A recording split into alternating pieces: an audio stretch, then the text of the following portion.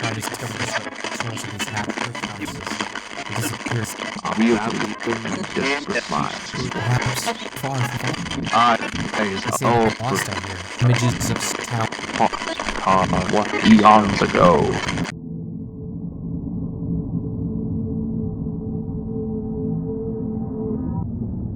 Ladies and gentlemen, thank you for joining me. I come to you live from great depths. The world here has no color.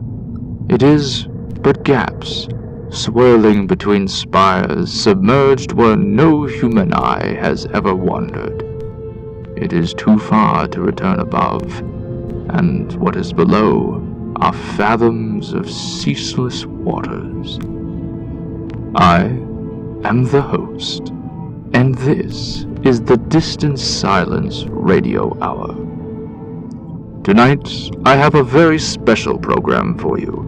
A collection of tales gathered from the underside of life, heard through cracks in your streets, in between the gaps of locked doors, in the burst bubbles risen from the depths. These stories are the shavings of minds scraped by madness, unraveling upon a rack. Do you dare to stay, dear listener, and bear the dire tale to come? I hope you do. Stay, listen to the story. But if you must go, then do so. But do it knowing you leave behind knowledge you will never know.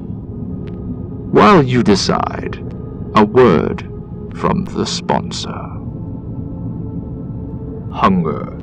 You all have it. Don't deny it. You wander around looking for something to eat. You wander to dark places, lonely places, to eat. You wish so badly to find a bite, but what if there is none? You waste away, you starve, you vanish from this world, if only for some food. Worry no more, for I come to you with something to eat, to satisfy your endless hunger. Fear no more an empty stomach, for this will end it. Hershey's chocolate, something to eat. So you have decided to stay. I'm glad. The first story tonight is one of ignorance. A low man who does not know what he sees. That like in the belly of a monster, he feels he drowns in what he does not understand. Do you have the stomach for it? Let us begin. There exists a house on Dunwich Street. A fine house, single-story, wood flooring that resembles the curving of waves. At least, that is what some say, for no one can remember when it was built. What about the neighbors, you ask? Surely they must know. Oh, they know, and they are afraid. But Mr. Wade did not know. He had just arrived from up north. One of the neighbors suggested the house, handing him the keys. On a wet October evening, Mr. Wade pulled up in front of the house in his red car. He took out the bone-white key and slid it into the lock. The door opened silent as a grave. Inside was dark, like a throat. He walked in and nearly slipped on the floor. Perhaps the landlord had mopped up before he got there. The house had several rooms branching from a long hallway that ran from the front door to the very back of the house. As Mr. Wade brought his things inside, he noticed the wet streak went all the way down the hall. He would talk to the landlord about it later. He put his boxes of things in the living room, but stopped when he heard a noise. Drip. Mr. Wade turned his head, searching for the source. It sounded like it was coming from one of the back rooms. Drip. He made his way towards the master bedroom, all the while the sound getting louder. Drip, drip. He pushed the door open. The personal bathroom was on the other side. Drip. He went around the bed. He reached for the door handle, and the noise suddenly stopped. Mr. Wade checked the bathroom and found nothing amiss. The faucet was closed tight, the shower was off, and all was as dry as could be. He quickly forgot the incident and brought the rest of his things inside. Perhaps it had just been his imagination. As he brought the last box inside, however, he noticed beads of water rolling down the side of the house, plants sprouting from the foundation, drops falling off their fingery leaves, ferns like hands rustling this way and that. Mr. Wade smiled. He would have to ask the neighbors what kind of plants these were. It wasn't until he stepped inside, however, that he realized the ferns had moved when there was no wind. They had waved back and forth, but the air had been perfectly still.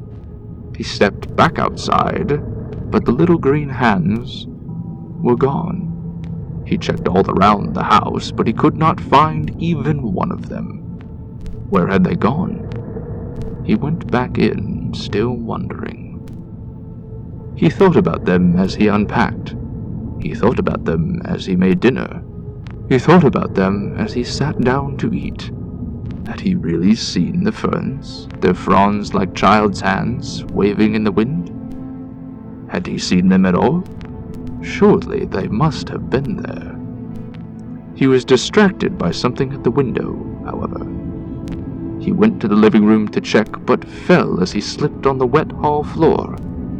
Where had the water come from? He had mopped it all up that afternoon. Still befuddled, he absently checked the window. A long tree limb smacked against the pane outside, seeming as if it were being shaken by a violent wind, thrashing back and forth, alive with the night. Mr. Wade listened, but could hear no sound of rushing air, no gust of wind beyond the walls. He stared at that tree for a long moment. Had there been a tree outside before? There must have been. One could not simply just appear. Mr. Wade went to the front door, only to discover it was pouring rain outside. Drops the size of his thumb pelted the earth from the black, distant sky. He closed the door. Perhaps he would check on the tree tomorrow when the weather died down. Drip. It came from the kitchen. There must be a leak. That was where the water was coming from. But as he neared the kitchen, the noise began to shift elsewhere. It drifted from the kitchen towards the living room, and he followed. There, in the corner, was one of the ferns, sitting in a pot. It stretched all the way to the ceiling, coating it in palms of green, fingers touching everywhere. He backed out of the room, an uneasy feeling in his stomach. He rushed to the door, but there was no door. There was only a fern, sprawling upward, dripping wet with dark moss around it.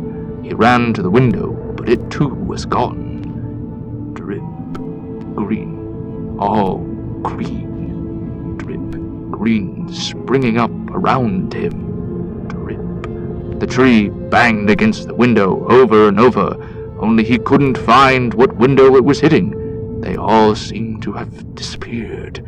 Drip, drip. Everything, everywhere was green, green, green. Drip. It stopped.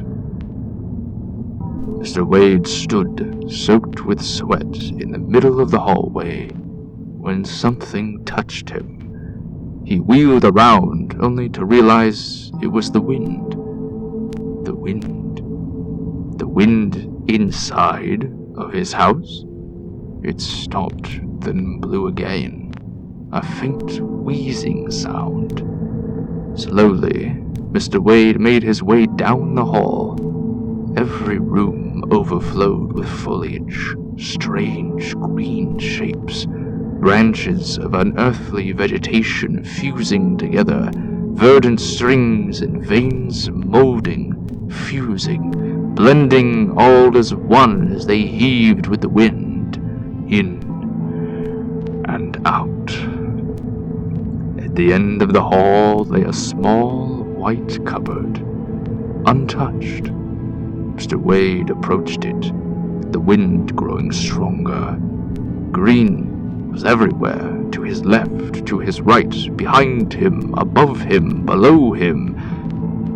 Taking the cabinet door, Mr. Wade pulled it open. Deepness, a black depth that boggled the will, drawn, caused by an irresistible force known only in the troubled waters of weary and desperate minds. Mr. Wade considered the cabinet. The green was on him now, growing on his back, across his arms, onto his face. He tried to scrape it off, but it was part of his clothing now, leaking onto his skin. It was the only way out. The cabinet door clicked shut, a loud sound in an empty house. The next morning, a neighbor came by. She also had a key, but not to the front door. She knew and was afraid. The key was to Mr. Wade's car. She got in, started the engine, and left. For there the people do not ask questions they know the answers to. A creature, immemorial, a community to feed it, and from the labyrinthine abyss from which all fear seeps, a monster of green, and a throat as endless as eternity.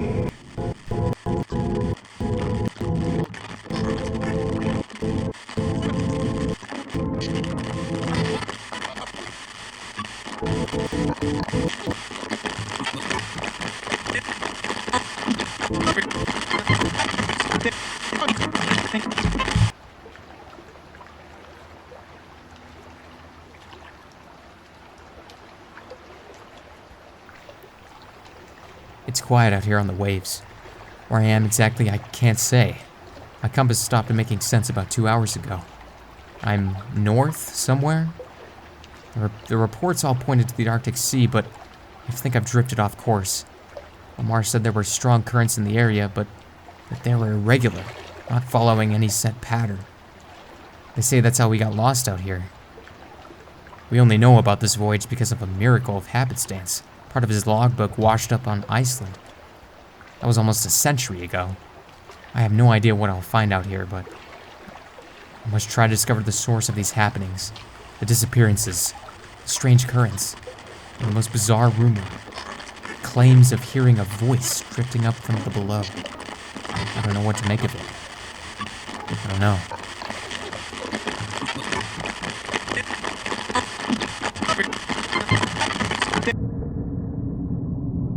For those of you just joining me, welcome to the Distant Silence Radio Hour.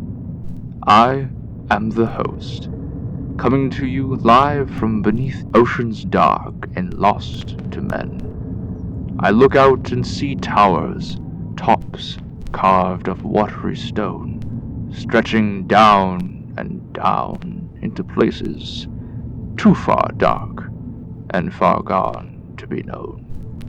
A grand arm as long as all history weaves through my city before withdrawing back into the blackness below. I discovered this next story scratched on the bottom of a shovel, the hole it had dug burrowing deep into the earth, a pit echoing with scuffling and scurrying.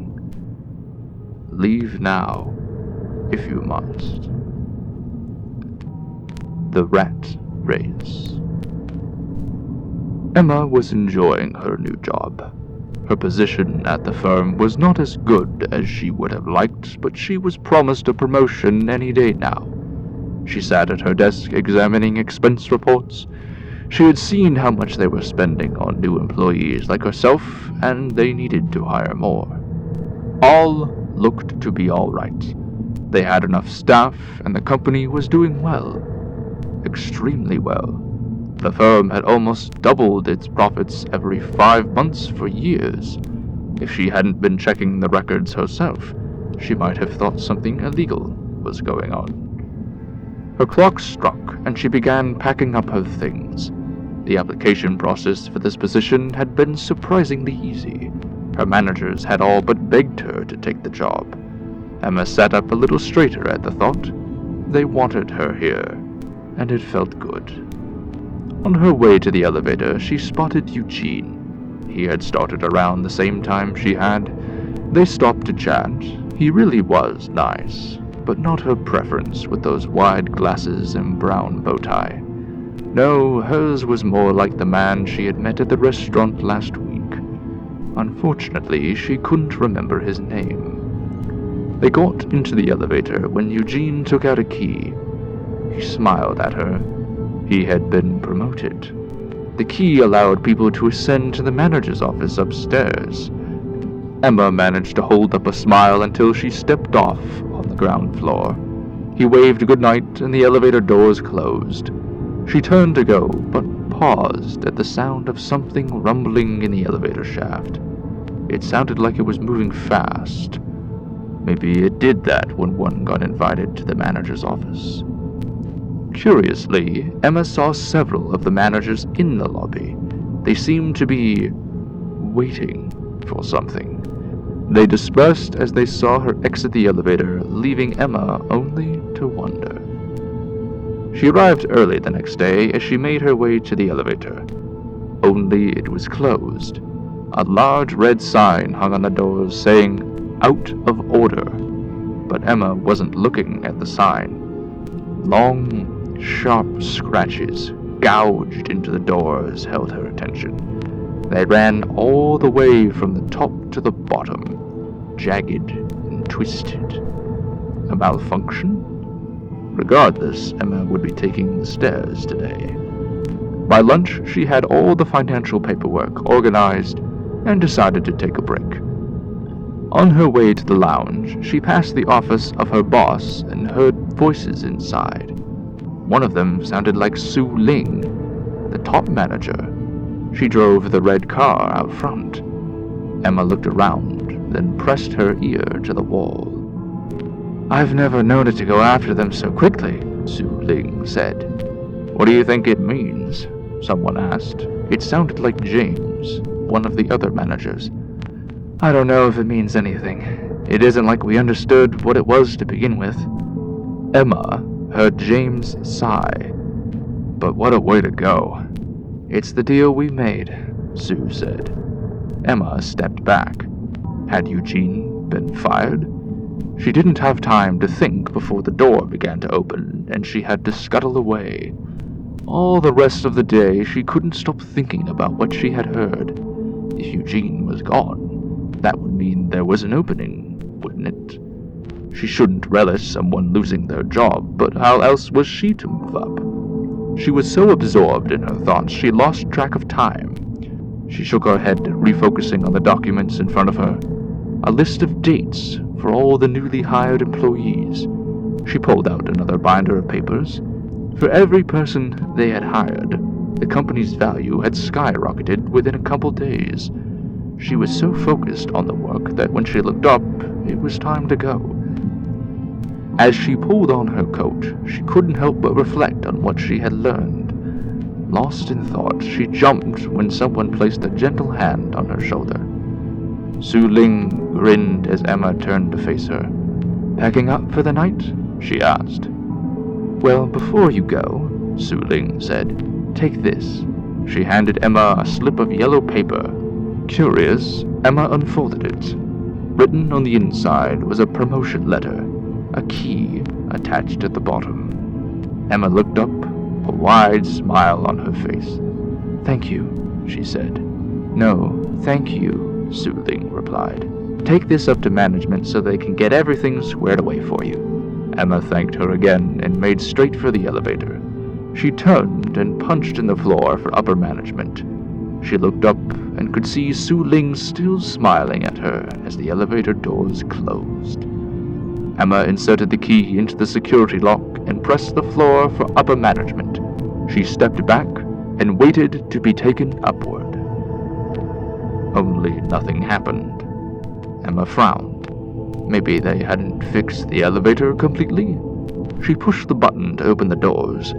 The elevator then suddenly lurched downward. Emma screamed, caught in surprise by the sudden movement. It plummeted faster and faster, the sounds of grating metal coming from outside. It fell and fell until, with a jolting halt, it slammed to a stop, throwing Emma to the ground. She sat up, dazed as the doors opened. Disoriented, Emma stepped from the elevator. The air smelled dank. Drops of condensed moisture collected on her skin. She must have fallen to the boiler room. The place was clogged with copper pipes, some as large as she was, others smaller than her finger. Emma's foot struck something and she looked down. Bones. Bones. Piled high everywhere. Her foot struck a skull. Wide glasses. A brown bow tie. Eugene. She covered her mouth, trying not to scream. She stumbled away, horrified, but stopped. A long, lingering scratching. The sound of something sniffing the air. She hid around a bend in the pipes and peered out to see what was making the noise. Something like a hand slapped down into the light, followed by a bulky, decaying mass. A hint of whiskers trailed into the dim glow. A sniff in the air before heading to the elevator. She knew she had to run, but couldn't move. The lights blinked, threatening to go out as they barely illuminated the space. A screech, scraping. She bolted, sure the thing was close behind her.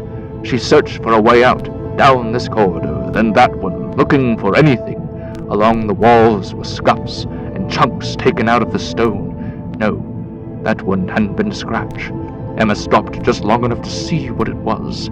A series of symbols arrayed in a circular pattern around something. A long snout, short fur, a thin, wiry tail, and beating red eyes. The picture resembled a ritual of some form or another, a crude drawing of a figure standing above it all, robed in swirls of purple and pointing down the hall. A scream. Emma covered her ears as the sound reverberated down the stone halls, followed by the sound of running, something large running. She turned a corner. She had to find a way out, but the pipes and ducts were a maze. If there was another way out, she would never find it. That left only a single option. But how to distract it? Hand to chest, she could feel her heart racing, and something cold as well. She looked at her palm and discovered she still held the security key. The thin shreds of a plan began forming in her mind. The thing was getting closer now. Just ahead, around the bend, Emma threw the key down the passageway. It clinked and clanged off the stone floor as she ducked under a nearby pipe. She waited, holding her breath. All was still. Then a foot pounded into the floor, inches away from where Emma hid. Long toenails and thick matted fur dragged across the ground as it lumbered down the hall towards the clang of the key. Heart thundering, Emma ran. Keeping a hand on the wall to trace her route back, she sprinted to the elevator. Not a moment later came a deafening squeal, a sound like nails being dragged across a stone floor, and the turning musk of rotting meat. She made it to the double elevator doors, but they were shut fast. Without much time, she threw her weight against one of them, trying to push it open. Slowly, it gave way beneath her efforts, and she was rewarded by a small gap just big enough to fit through. She set a foot into the elevator, but found nothing. The elevator was gone. There were dim emergency lights lining the elevator shaft, and by them she could see that it was empty. Determined, she searched for another means of escape. There, a decrepit-looking ladder not 30 feet above her. She only had to climb the shaft to get it. A splitting primal scream echoed from just behind her, so loud she had to cover her ears. It was coming. Emma pushed herself through the narrow gap into the elevator shaft and began climbing the metal framework towards the ladder. It was slick with moisture, and her sweaty hands made getting a grip difficult, but slowly she managed to work her way upward. Not fast enough. With the ladder not 10 feet away, she heard the sound of tearing metal. The elevator doors were ripped from their mountings and flung down into the depths of the shaft. Something poked out of the doorway, and Emma let out a scream.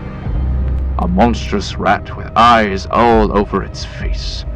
She scrambled upward as the thing let out another scream. It jumped onto the side of the shaft and began climbing upward. Straining, Emma pulled herself up with everything she had, but the thing was upon her. It pinned her arm to the wall with a sinewy claw and leaned in, its snout opening in a blistering red maw. Emma couldn't move, couldn't run, couldn't even yell. This was it. Then there was a loud snap. The thing cried in pain, an unearthly wail that reverberated up the shaft. Emma saw what had caused it. The thing had grabbed one of the elevator cables when it had attacked her, and its weight, too much for it to handle, had snapped the cord. The creature let go of Emma, trying to save itself by grabbing the other cable, but it gave out just as the other had.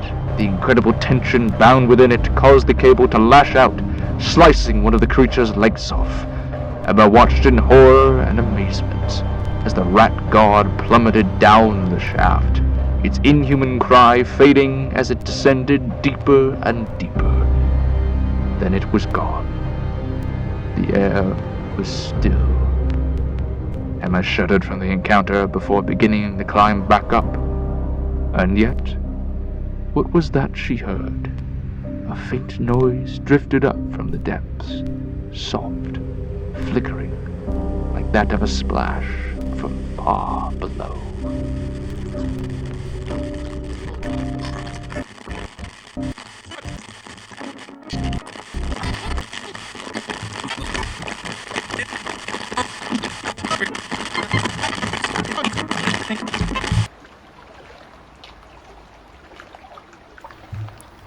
The currents have stopped. I don't know for how long. I need to check my diving equipment one more time. I pause every few minutes. Sure, I can hear it. Something. Not sure what, but it bubbles up from the waters. I cannot help but think it has come very deep down, perhaps too far for me to follow. But I must try. I've been rereading Lamar's logbook. I'm worried. He speaks of a place like this, where the currents no longer run. He writes of strange things, images of submerged towers taller than the mind can know, and yet they lay beneath the waves. He speaks of words carved into the stone. He stops there. I think he was perhaps afraid to write what he saw, or if they were ever truly there. I make the dive in 1 hour if all is ready. I will soon discover the sea's secrets.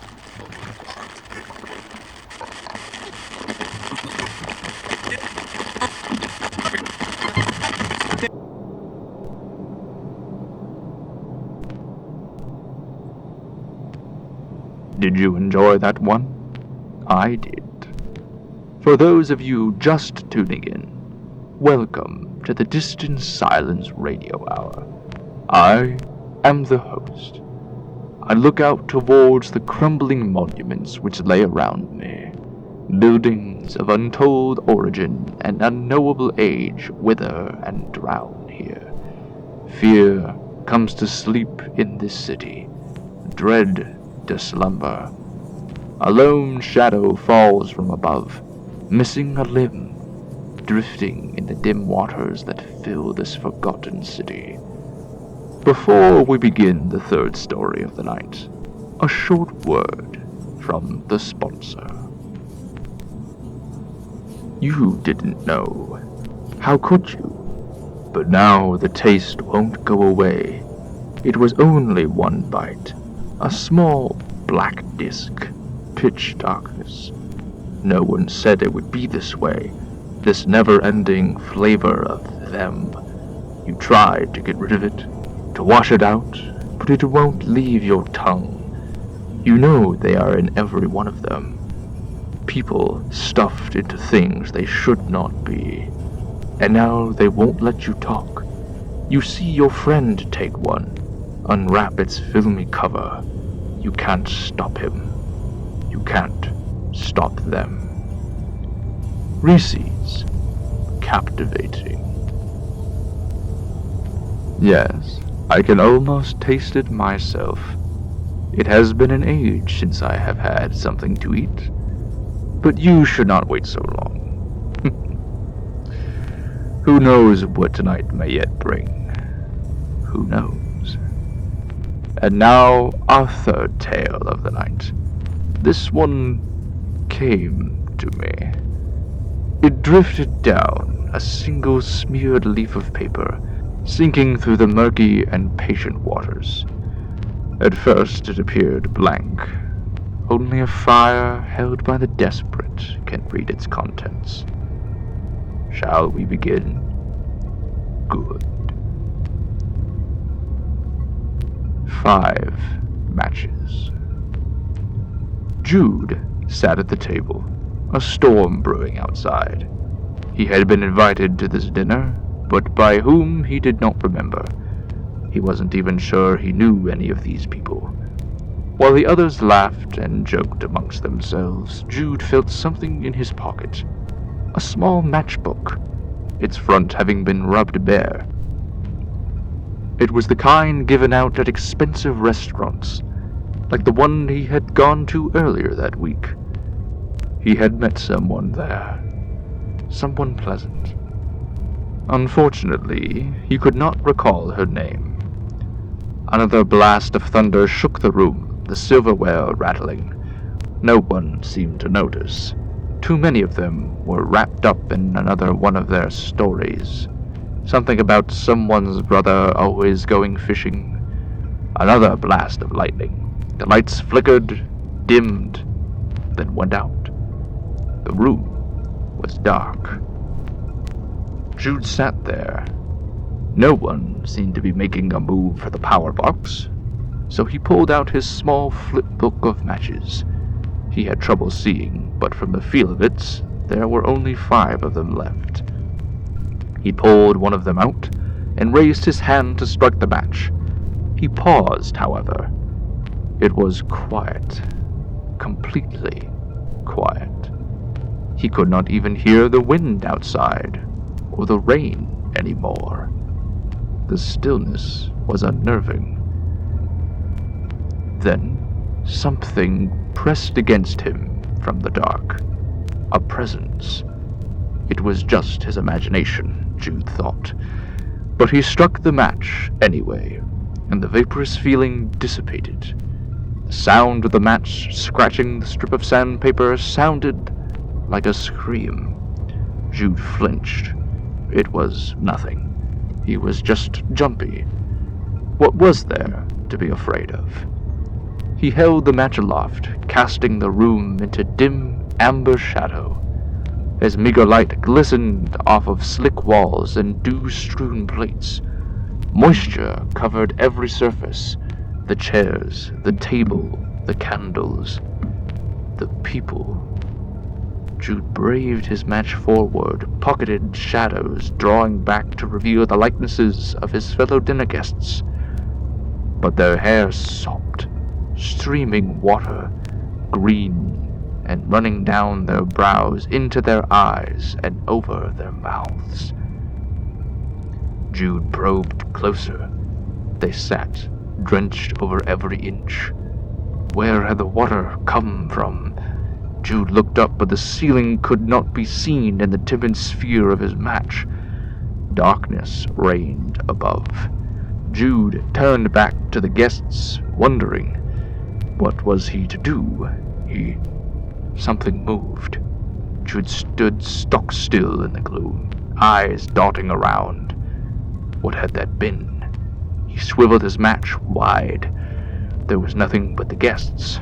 He was alone with the guests. Slowly, they turned to him as one, eyes glazed with dew. Jude scrambled away, but as he retreated, he fell backwards and his match went out. Unable to think, Jude could only run. Where was the front door?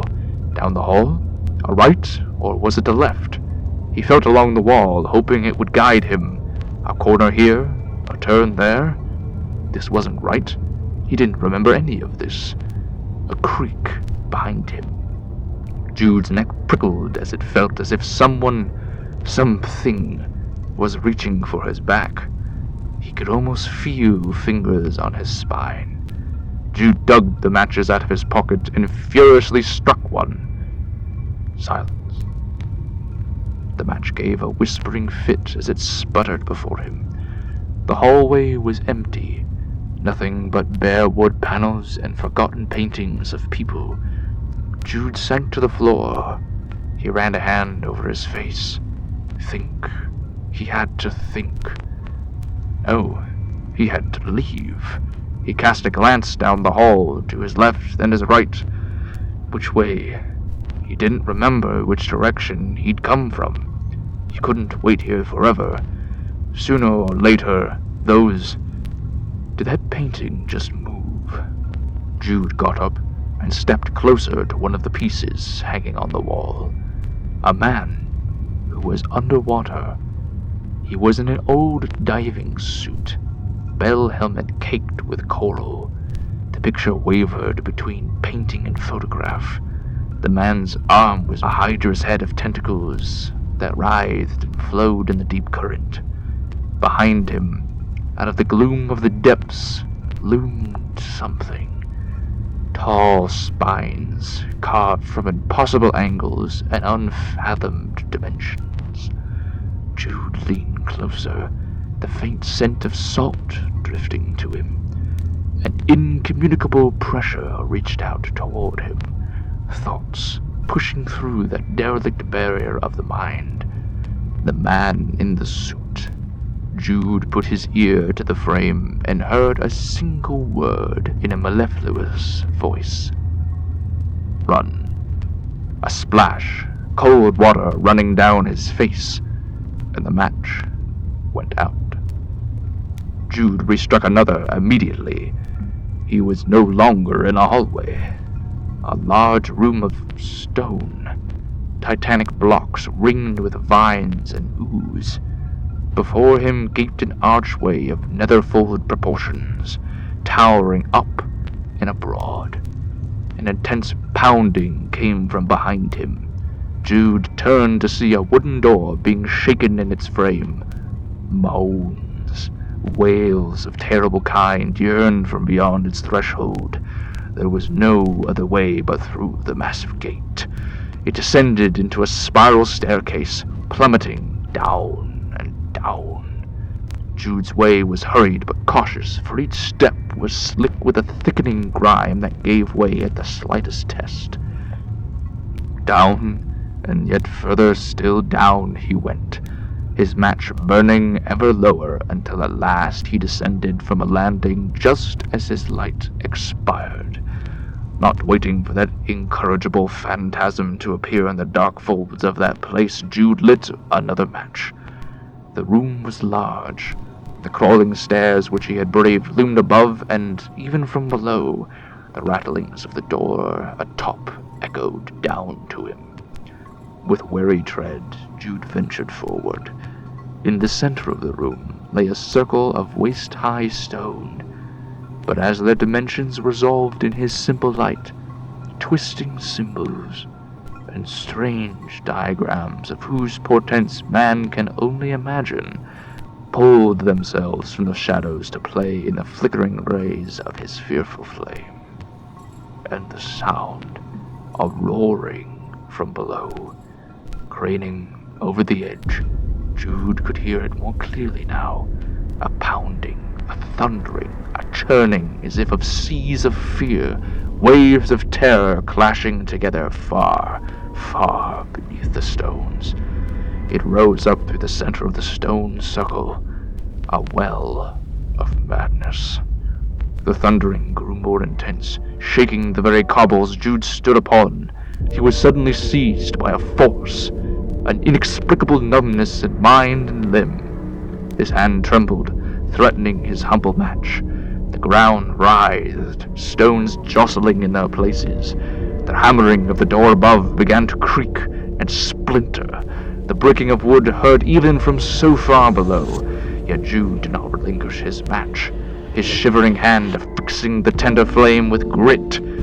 As if angered, the well gave a great hiss. Wind, as borne on the tips of malignant fingers, exploded from it, swirling, pulsing, a vortex of dire urges straining against the feeble mortal bonds. Great arms bursting from the earth, visions of green waters, bubbling, oozing, swirling into a maelstrom, a whirlpool of simmering conquests that dripped from the black stars afar so many eons ago. At their center, an eye, gruesome to behold, and open for all eternity. The match winked out. Frozen by such horrors as the well had shown him, he remained immobilized. Emerging from the gloom, a figure stalked from the oily darkness, robed in violet. His body was naught but folds of cloth that wove in and out, no pattern discernible in their contorting knots and geometries. He extended a hand to Jude, fingers of stone that ever dripped slime. He reached him and began pushing Jude toward the well, the yearning depths below. A glow emanated from that cursed stone circle, a hue born from beyond the reaches of stars and memory. Above, the door burst from its mountings, and the sound of cacophonous feet thundering down the stairs mixed with the ever-roaring torrent of the well. Then it was gone. For a precious moment, all became still, and a voice reached through the bounds to Jude's mind. The light. Broken, but for an instant, Jude jerked the final match from his pocket. It flared to life, a brilliant baton of clarity. The phantom apparition behind him shrieked in anguish at the bright glare and withered away from it. The march of the horde grew as they descended the final stairs of the pit. The well, the voice said. The well. Desperate and out of his wits, Jude hurled the match into the den of churning water and watched it plummet down. A milk-white eye, crowded with 3 irises, burned back from the bottom of the hole as the match struck it in the center. A wail yanked from the bowels of reality itself echoed through the chamber as walls crumbled, stones broke, and all went dark.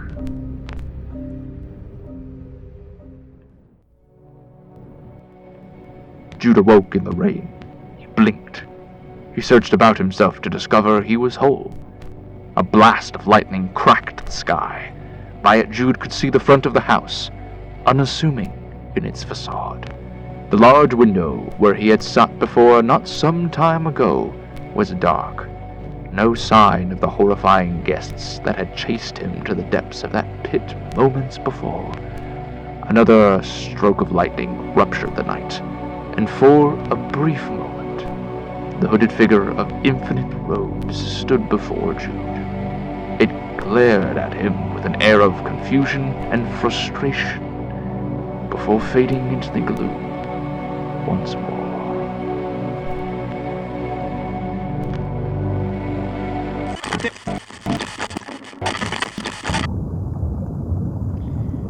I am making my descent below the waves. As of right now, I am 60 fathoms underwater. I can no longer see sunlight from this far down. The water here is cold. The deeper I go, the more still the sea becomes. I'm reminded of Lamar's journal, the visions of a submerged city he wrote about. Now, surrounded by murky abyss above and below, I cannot help but wonder if he may have been right. Perhaps there is something down here. If there is, it must be ancient.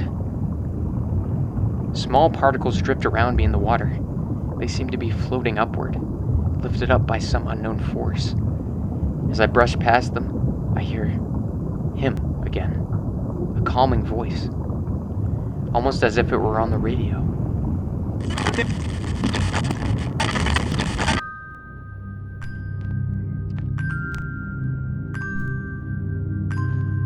For those of you just joining my broadcast, here in my city where there is no light and there are no men, here the dim waters wash the soul of civilization away and replace it with the unknown of old.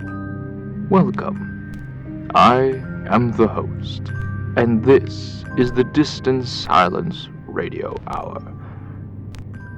For the final act of this evening's tales, this is one of Friends. I discovered it carved with a fishhook on the underside of a boat drifting along the sea. No one was aboard. Come with me for one last story before the night is out. The Lure Man. Mr. Doyle liked to fish. He was considered quite good at it. His friend Liam often went as well, although Mr. Doyle had a hard time remembering seeing him out on the lake. Until today, that is, as the two had embarked from the shore together to enjoy a quiet day of fishing. A younger man, Liam often kept to himself. Mr. Doyle did not. It was foggy that morning, but Mr. Doyle knew the lake well enough, so the two drifted along in silence for some time until Liam spoke. "I think we should turn back," Liam said. Mr. Doyle looked up from his fishing rod. "Go back?" Liam stared down at the lake, his own rod forgotten. "Yes." Mr. Doyle frowned. "First you want to get out here, and now you want to give it all up?" Liam fidgeted. I thought it would be nicer out today." "You don't like the fog?" Mr. Doyle asked. "What's wrong with it?" There was nothing wrong with it, but Liam insisted. "I just don't think it's a good idea to be out on the water today." The two sat in silence for a minute, nothing but the gentle lapping of water on the sides of the boat. Eventually, Mr. Doyle picked up his rod and began fishing again. "Well, I'm not going back. Sure, it's a little foggy out here, but there's nothing is going to hit us, and I mean to enjoy this." "Why do you want to stay?" Liam said. "It's cold and damp out. What's there to even enjoy?" Mr. Doyle just stared out over the water. "If you want to go back so bad, then you can jump in the lake and swim back. I'm going to keep fishing." Liam visibly shuddered, and Mr. Doyle gave him a raised eyebrow. "You afraid of the water?" Liam looked at him, his expression unreadable. "No." He leaned back in the boat, folding his arms. Neither spoke for some time. Mr. Doyle focused on his lure bobbing in the quiet waves, but caught Liam staring at him out of the corner of his eye. Mr. Doyle ignored him. If the man didn't want to go out on a misty lake, that was fine by him, but the least he could do was not come out and then change his mind on the matter. And so the hours passed. Mr. Doyle sat hunched over his rod, Liam ignoring his. He sat in his seat uneasy, constantly glancing out over the water and its glassy surface. Then something moved beneath the boat. Liam pulled away from the side so quickly it started rocking. "What's the matter?" Mr. Doyle asked. "It was probably just a log or something." "We shouldn't be out here," Liam said, his eyes still fixed on the lake.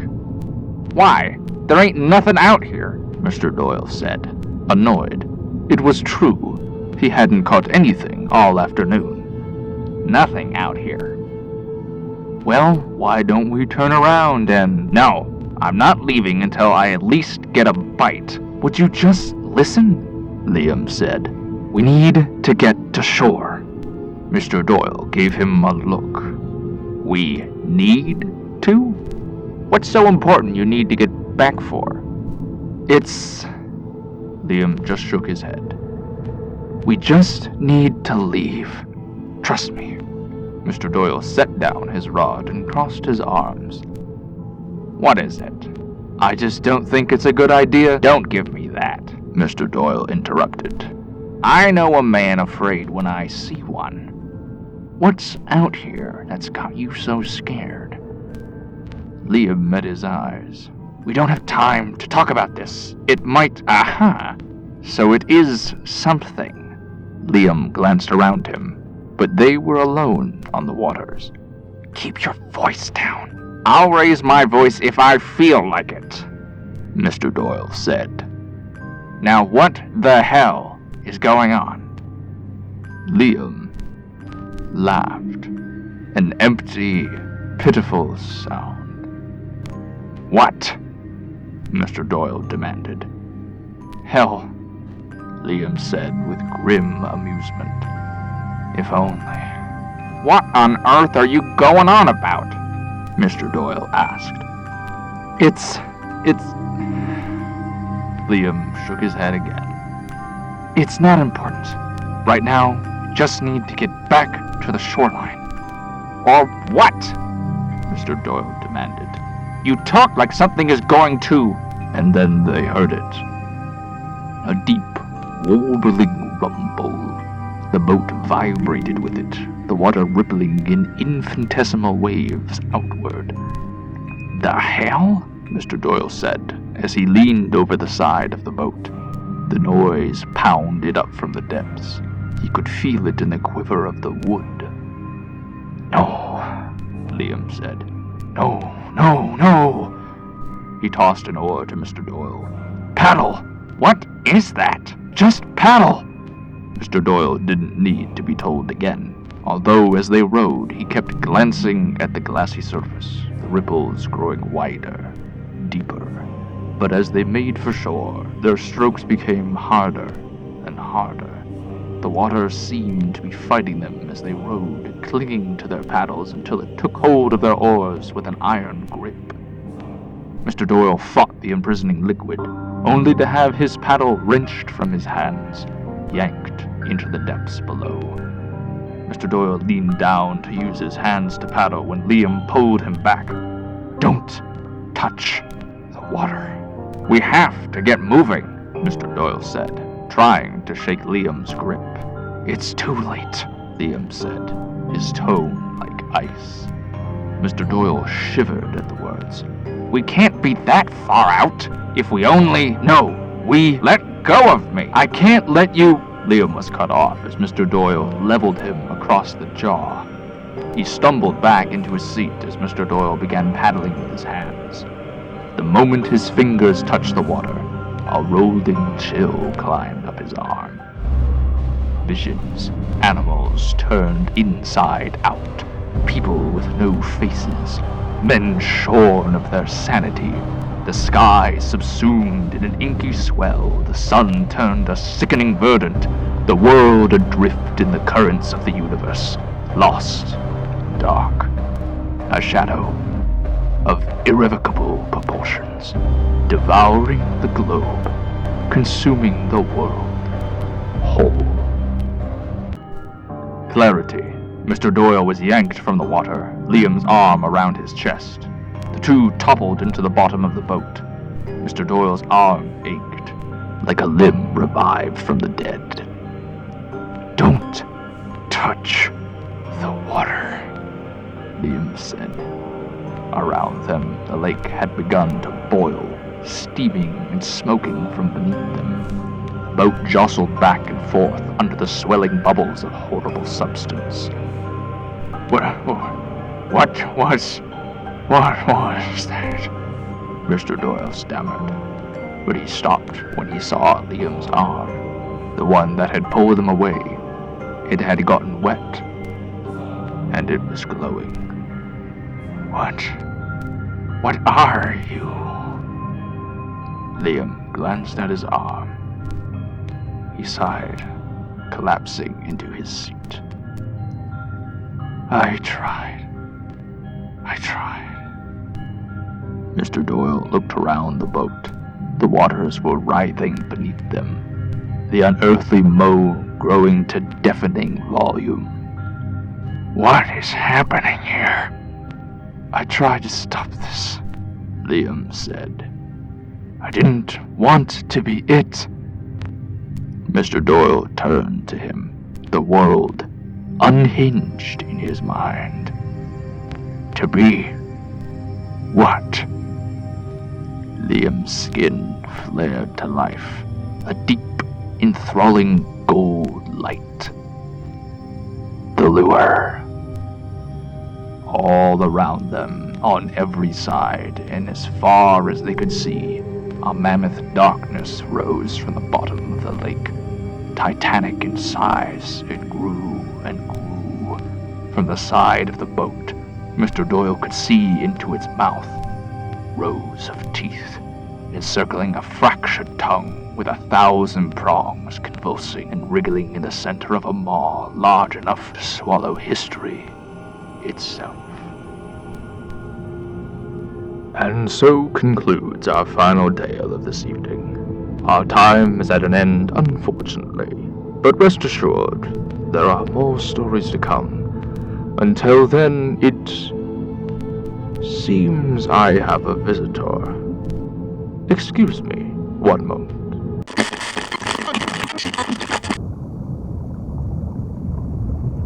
I don't know where I am.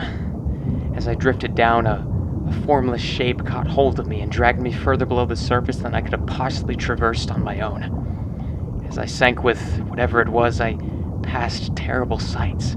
Stone too old to be real, arches and spires the likes of which I cannot describe. Their very memory makes me shudder. The powerful presence of wrongness permeates them. Down, and still farther down I was pulled until the being let me go. As I watched it retreat, it looked like an arm, a tentacle as long as all history, sinking into the abyss below. Now I am atop a submerged pinnacle fashioned from that horrible stone. I want to swim away, but where? I look around and I see a city, crumbling, decaying into the watery swirls that haunt these ancient primordial spires. I shiver at the sight. This is what Lamar saw, a metropolis of unknown, steeped in contorted wrongness from the black tempest of time too long forgotten to be understood. Wait, what is that? Something moves in the darkness. I can't make it out. It's shifting this way and that. Black yet with patterns. It looks like a man. I'm waving to it. Perhaps it will... Oh no, it's not a man. Arms, dozens of them. Leathery tentacles sprawling from its body in enveloping grasp. It has me! Ah! I can't escape! The stone slips beneath my fingers. It's pulling me toward its face. It's... those eyes! Thousands of them! No! They... help! Ah! Ah! Someone! If you can... Ah!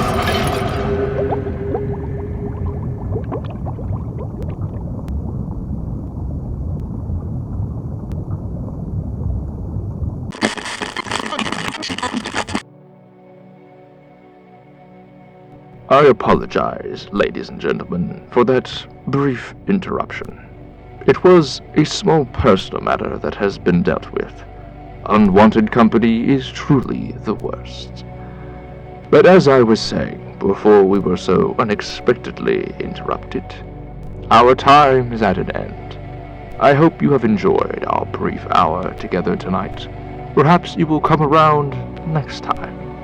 I always have stories to tell. Maybe one of them will be yours. Until we meet again, over the trembling airwaves, I say goodbye from my city, where darkness dozes and sleep sits up with bloodshot eyes through the fitful night.